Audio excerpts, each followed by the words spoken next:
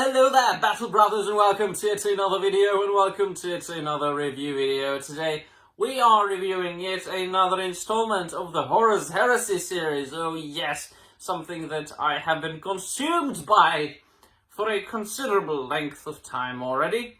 For over 10 months, I have been consumed by Warhammer, 40k Warhammer, Horus Heresy, and soon Warhammer Fantasy, as much as the Blood Angels can sometimes be consumed by the Red Thirst. Of course, I am reviewing Fear to Tread by James Wallow.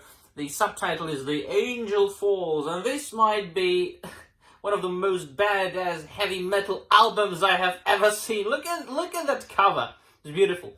Now, before I finished this book, I actually managed to receive a Kindle, which I got because of Warhammer books, and because of the fact that the vast majority of the Horus Heresy books absolutely sold out. You can't get them otherwise than on the second-hand market, and very often those books go for insane prices. Somebody sent me a link to, I think it was Nemesis, and it went for about $4,000 on eBay. Like, come on, don't be mental. I'm not paying that. So I'm gonna be reading them on Kindle. Now, to the matter at hand, Fear to Tread. I absolutely loved this novel. I have stated multiple times in my previous videos of other Horus Heresy novels that I find the relationships between Primarchs and their respective legions fascinating, in that, of course, each and every single legion is a little bit different from each other, as much as each and every single Primarch is very much different.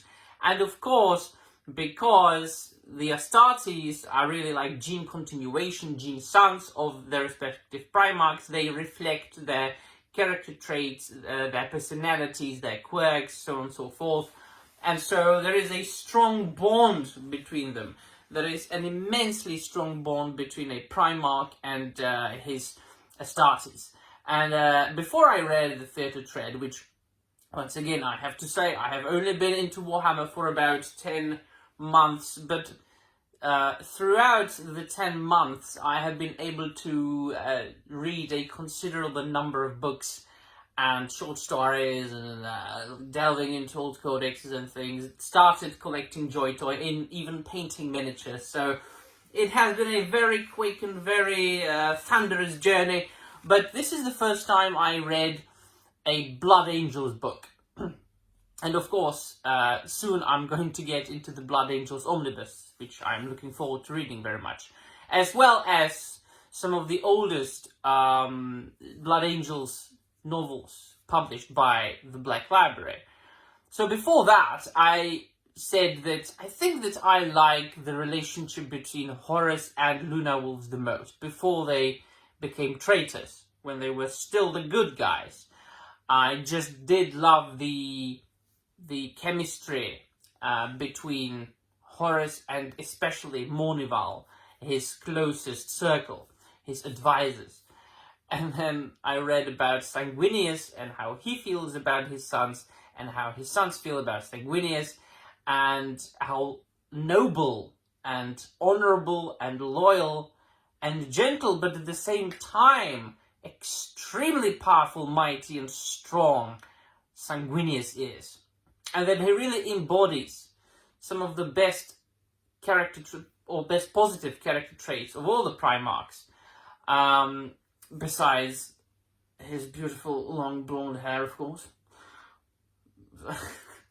That really, I think that tops even Horus and his Luna Wolves.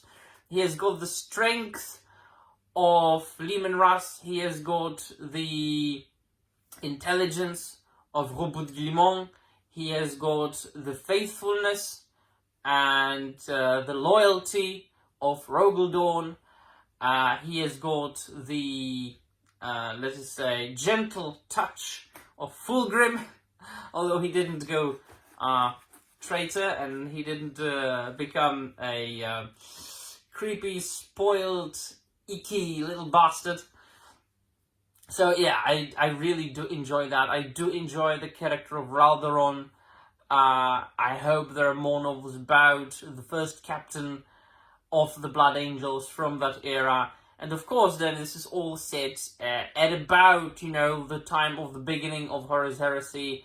What is very beautifully depicted is the relationship between Sanguinius and Horus, and that probably, of all the Primarchs, they were the closest to each other, in which case the result and the outcome is even more heartbreaking, because although I haven't finished the Horus Heresy series yet, I know, like everybody knows, what happens in the end, the final confrontation, and let me tell you, I mean, don't put any specifics, any spoilers in the comments, but that thing is going to be absolutely heartbreaking, I'm sure.